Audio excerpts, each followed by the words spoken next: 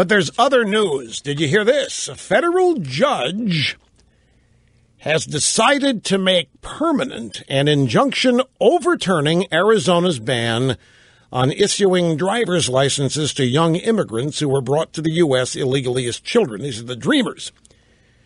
Judge David Campbell, Federal District Court, issued the permanent injunction yesterday, citing the irreparable harm caused to the young immigrants by not being able to have a license under an executive order issued by the former governor, Jan Brewer. Ms. Brewer, who left office this month, argued that President Obama did not have the authority to act unilaterally in deferring deportations. See, who cares about the law? The federal judge doesn't care about the law. The law, I mean, big deal. Illegal aliens have a civil right to drive in our country, the judge said, and there's nobody that can say otherwise. The governor of Arizona and whoever else in Arizona who tried to prevent illegals from getting driver's licenses, they don't have that right. Everybody knows, because I'm proclaiming it today as a federal judge, that illegal aliens have a civil right to drive in the U.S. And furthermore, do you know what else? They don't have to have insurance. Illegal aliens can get a driver's license, and they don't have to have insurance. In the ruling, Judge Campbell cited examples of penalized immigrants, including one man unable to pursue a career as a firefighter because a local department required a driver's license, and a graphic designer whose days were consumed by commuting by public transportation to meet clients because couldn't get a driver's license. And that's not fair. It's not fair. These illegals are contributing mightily to our society. The illegals are contributing mightily to our culture. And look at, they're firefighters and they're graphic designers, and they have to take public transportation or they can't get hired. It isn't fair. So, federal judge said, I'm going to let them have driver's licenses, which you may be saying, so what, Rush? What do you oppose to? A driver's license is what? It's a photo ID. What do you get to do with that? Vote. It's about voting, folks. It isn't about driving. It's not about driver's licenses. It's not about automobile insurance. It's about finding a way for the illegal aliens to start voting sooner than anybody thought possible. I mean, you go to the right Democrat precinct, you got a driver's license, it doesn't matter you're registered or not. They'll find a way to get you to vote. So that's what this is all about. By the way, I thought, aren't the employers of these illegal aliens breaking the law? I mean, graphic designers hiring illegals, that's not legal, right?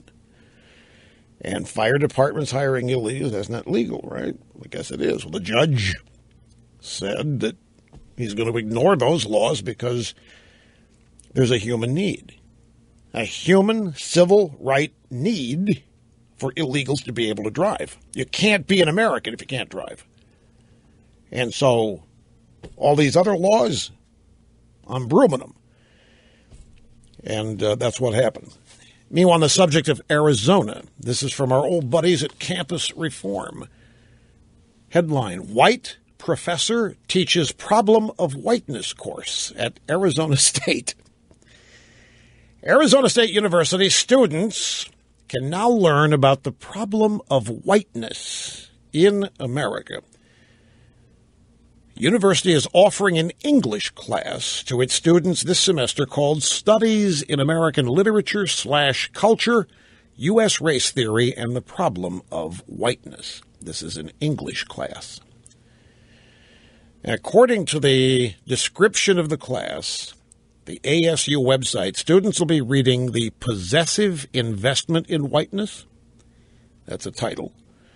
Critical Race Theory, Everyday Language of White Racism, Playing in the Dark, and The Alchemy of Race and Rights. At the time of publication, 18 students were enrolled in the course, offered at Arizona State's Tempe campus.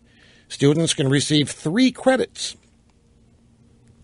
for successfully completing the course. Here again, the reading material. Let me go through the list again. Possessive Investment in Whiteness, Critical Race Theory, Everyday Language of White Racism, Playing in the Dark, and the alchemy of race and rights. James Malone, a junior economics major, student, i.e., said to Campus Reform, I think it shows the significant double standard of higher education institutions. They would never allow a class talking about the problem of blackness. And if they did, there'd be an uproar about it. But you can certainly harass people for their apparent whiteness. Come on, Mr. Malone. Everybody knows black men's greed doesn't run a world in need. That's white men's greed doing that. Quote, Jeremiah Wright. So, big news out of Arizona. You're not going to hear about this anywhere today, more than likely. Well, you might, but you're not going to hear about it in the news media. Because there isn't any